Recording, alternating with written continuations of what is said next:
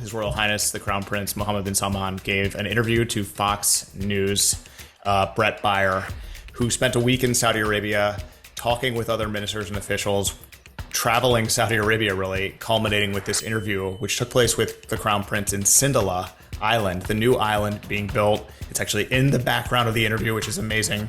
And so that's just outside of Niam. Just really a groundbreaking interview. It's the first that he has ever given to an English language news outlet like this in English.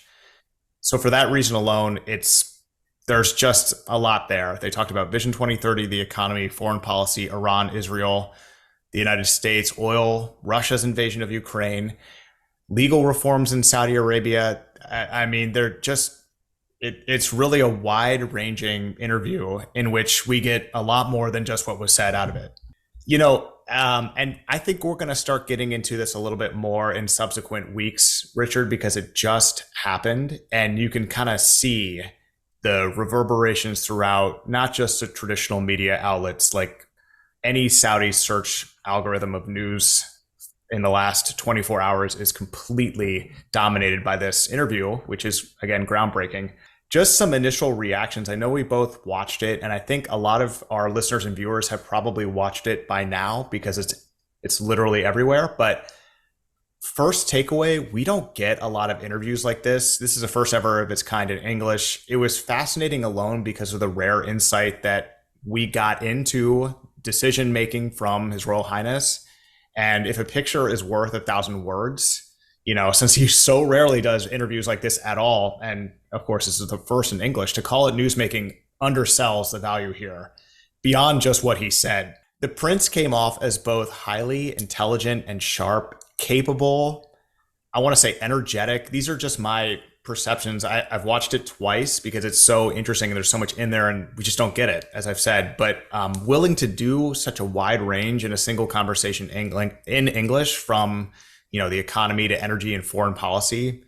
He came off as, I think, quite affable, likable. He sort of had this like confident but welcoming demeanor. He was smiling broadly and often. When he jumped into a question being asked about Russia's invasion of Ukraine, he did so politely and with a smile, but also to disagree with the wording of the question. There's a couple moments like that in the interview. I thought he handled it extremely well. And this was a really big spot. Fox News is seen across the United States in the heartland. This actually merges into a later takeaway, but I thought Brett Baier did a good job with this. Not a Fox News regular watcher, but this was very well done. He asked tough questions of the Crown Prince, and I think it's good that he did. I think the Crown Prince's answers were really good. I think takeaway number 2 here, we could talk about this for 3 hours. But I think the second takeaway that I think really stands out to me as we get this look into what he's thinking and how he's thinking about it is he's laser focused on data and, things like GDP growth, like things large and small. But, GDP growth, he mentions in almost every little segment of the conversation, throughout the conversation. He's talking about, by the way, if this helps my GDP in any way, then I'm going to do it because it's in Saudi Arabia's interest. That's sort of like a general takeaway. So it's not just the data and the numbers, but we saw his vision kind of come to life talking about it. He uses sort of big sweeping phrases like he thinks Saudi Arabia is the biggest success story of the 21st century. And, things like that. We just talked about National Day and the amount of pride Saudis have these days. I just thought that this was I thought it was really well done. And I thought he did an amazing job because this was a unique opportunity for him to reach millions across the US and around the world, but also sort of reset people's images of him and of Saudi Arabia. Just the background imagery, just what we saw in that interview. I mean, Sindalah looks beautiful. They obviously had a nice setup there, but it was visually stunning. So, I guess we can go point to point, about what he said. And I'm going to kick it over to you, Richard, because I definitely want you jumping in here. It was impressive. It was sort of a bombshell. And I think it was revealing. So I'll reveal a little bit of my political biases. All 3 of my kids are Gen Z. My oldest a young captain in the military is doing his graduate work. Kind of cool. And we talk about politics. And I think it's fair to say, that Donald Trump is a major figure in U.S. politics, and I think it's fair to say that I have concerns about Donald Trump because he's probably the most divisive figure in America. I think he has difficulty with the truth, he has actively undermined key institutions, democratic institutions that I think are very important. So I have issues. And I talk about this with my son, my oldest, who's in of like mind in many ways. But he often says, "It's just Dad, they're all so old." And he says, "I get the politics, and I get where you're coming from, and I absolutely, am in sync in many ways. But I can tell you that my generation really struggles with these guys."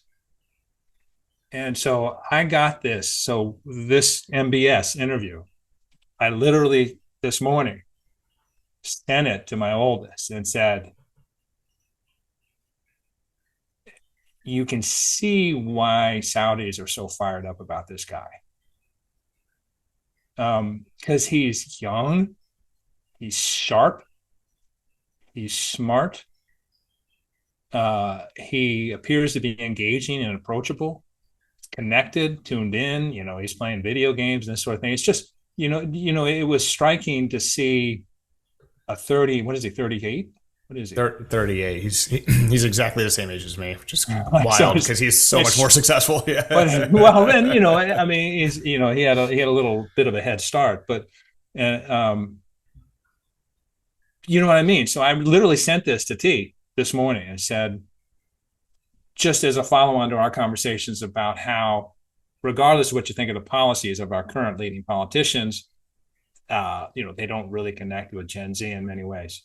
So that's one point. So to sort of affirm what you're saying, they're very engaging, very approachable, very easy to like experience. The second thing that I thought was really interesting, and it harks back to what we were talking about on my one big thing, which is the confidence. He's done a really good job in positioning Saudi Arabia in such a manner that the world is coming to him. We just did an announcement of the India Middle East. They just announced the India Middle East Europe Economic Corridor, which Saudi Arabia was sit smack dab in the middle of. The U.S. is engaging Saudi Arabia for many reasons, one of which is because Saudi Arabia has become closer to China and is upping its relationships, economic and otherwise. But sitting there in the middle is Saudi Arabia going, okay, this isn't going to change our mind about how we're going to engage with the world and how we're going to conduct our foreign policy, but we'd love to have more, when you listen to him, we'd love to have better relations with you. He talked about Iran, he talked about China, he talked about the region. We want to pull the region along as well, because this is all important to our local project, which is Vision 2030 and a economic overhaul of the economy. So he's really positioned this country well, where they're not beholden to anybody, to a certain extent, but they're an attractive partner. Everybody sort of wants to dance with Saudi Arabia. You know what I mean? Mm-hmm. So he's done this, I would say, in the course over the last 2 years, and we've marked this from January 2021 in the Al-Ula summit as when things started to switch from competition to diplomacy. But you can see it's come a long way in that period, and that he's in a very good position. He's put Saudi Arabia in a very good position, and kudos to him. But you see this guy. He's maybe he's a little wonky. We know he's extremely hardworking. We know he's extremely detail oriented, and it shows. It really shows. He comes across as a really capable, really plugged in, de facto leader, and it's a great. I think it's great. If you want to say it's PR, it's not PR, but it's a great representation, I think, of where he is and where Saudi Arabia is right now. Yeah, to your son's point, he's like the invert. I don't want to say anti-politician because he is a politician, but he's like the inverse politician where in the West and where you're the traditional politician you're thinking of talks so much all the time and is just trying to get ideas out there. And then the follow-up is just whatever. It's like whatever happens when they get in office. The opposite. It's like all we see is Vision 2030 taking shape in pretty much every sector. The economic diversification that is happening, we're just seeing it happening. And then we finally get to hear from the man making it happen. And then when he's asked what happened, or when he's asked by Brett Baier, hey, like, is there anything like, what do you want people to understand about you? And he said, well, this isn't me doing it. And I'm paraphrasing, it's not me, it's we are doing it. It's the Saudi Arabia is doing it. We need buy-in and everybody's buying in. So this is a we thing. It just is like like you think about criticisms of traditional politicians and it's just the inverse. It's like, it's just amazing. And you can kind of see his mind is turning and ideas are flowing faster in his head really than anyone can talk. So it's like, it kind of makes me think of like what one would think of or how Theodore Roosevelt is portrayed. A get action guy. He's just like his worst nightmare is being on vacation and doing nothing. He's just like, all right, let's, it's cool.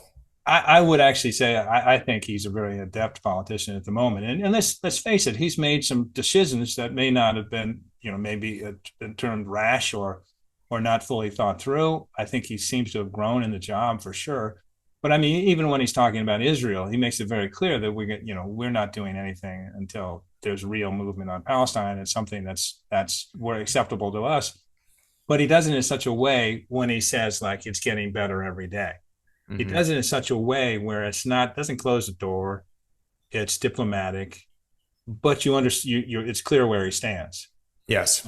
And I think, he's in that wonderful position where he says, absolutely, and this is one of the things that's very important when he basically, and this is in the post-Ukraine invasion world, where he basically says, we're disengaging a little bit from the U.S. worldview, saying we're not in lockstep with the U.S. when it comes to whatever, communism, Iran, whatever.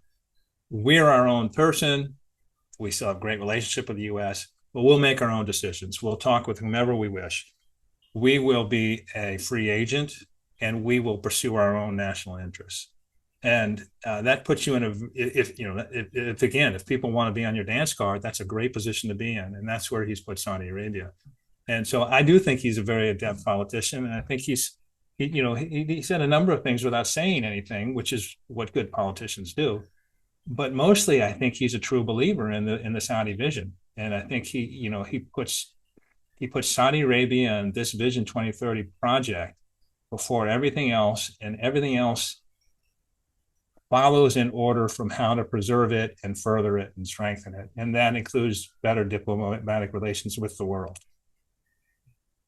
Yeah, he moves forward so many conversations happening on Saudi Arabia. I mean, just the comment about Iran, it's been widely speculated, and people have been quoted as saying, well, if Iran gets a nuclear weapon, then Saudi Arabia will get one.